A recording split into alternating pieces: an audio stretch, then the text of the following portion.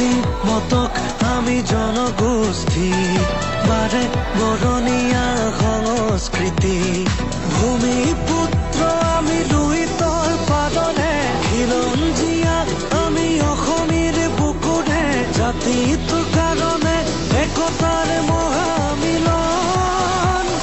মতক মানে যুঁজাৰু জাতি